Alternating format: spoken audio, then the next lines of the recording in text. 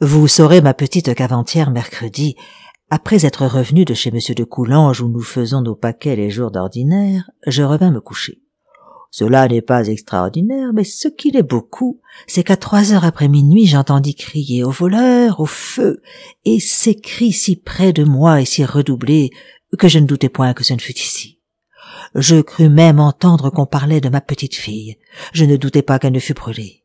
Je me levai dans cette crainte sans lumière avec un tremblement qui m'empêchait quasi de me soutenir. Je courus à son appartement qui est le vôtre. Je trouvai tout dans une grande tranquillité.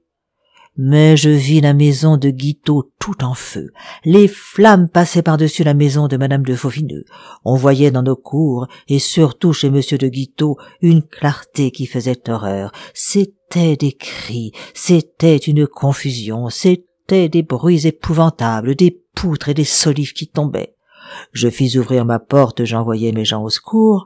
Monsieur de Guitaut m'envoya une cassette de ce qu'il a de plus précieux. Je la mis dans mon cabinet, et puis je voulus aller dans la rue pour bâiller comme les autres. J'y trouvai monsieur et madame de Guitaut quasi nus, madame de Fauvineux, l'ambassadeur de Venise, tous ces gens, la petite Fauvineux qu'on portait tout endormie chez l'ambassadeur, plusieurs meubles et vaisselles d'argent qu'on sauvait chez lui. Madame de Fauvineux faisait des meublés. Pour moi, j'étais comme dans une île, mais j'avais grand pitié de mes pauvres voisins. Madame Guéton et son frère donnaient de très bons conseils. Nous étions tous dans la consternation. Le feu était si allumé qu'on n'osait en approcher, et l'on espérait la fin de cet embrasement qu'avec la fin de la maison de ce pauvre Guitaut. Il faisait pitié. Il voulait aller sauver sa mère qui brûlait au 3e étage. Sa femme s'attachait à lui qui le retenait avec violence. Il était entre la douleur de ne pas secourir sa mère et la crainte de blesser sa femme grosse de 5 mois. Il faisait pitié. Enfin, il me pria de tenir sa femme, je le fis. Il trouva que sa mère avait passé au travers de la flamme et qu'elle était sauvée. Il voulut aller sauver quelques papiers. Il ne put approcher du lieu où ils étaient. Enfin, il revint à nous dans cette rue où j'avais fait asseoir sa femme. Des capucins pleins de charité et d'adresse travaillèrent si bien qu'ils coupèrent le feu.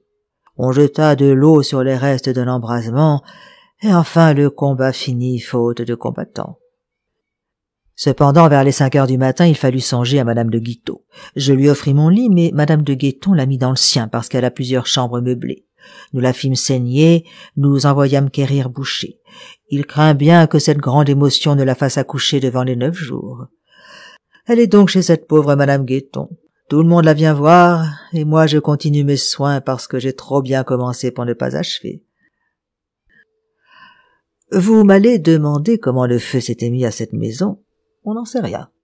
Mais si on avait pu rire en une si triste occasion, quel portrait n'aurait-on point fait de l'état où nous étions tous? Guitaut était nu en chemise avec des chausses. Madame de Guitaut était nu-jambe et avait perdu une de ses mules de chambre. Madame de Fauvineux était en petite jupe, sans robe de chambre. Tous les valets, tous les voisins en bonnet de nuit. L'ambassadeur était en robe de chambre et en perruque, et conserva fort bien la gravité de la Sérénissime. Mais son secrétaire était admirable. Vous parlez de la poitrine d'Hercule. Vraiment, celle-ci était bien autre chose. On la voyait tout entière. Elle était blanche, grasse, potelée, et surtout sans aucune chemise, car le cordon qui la devait attacher avait été perdu à la bataille. Voilà les tristes nouvelles de notre quartier. Je prie monsieur de Ville de faire tous les soirs une ronde pour voir si le feu est éteint partout.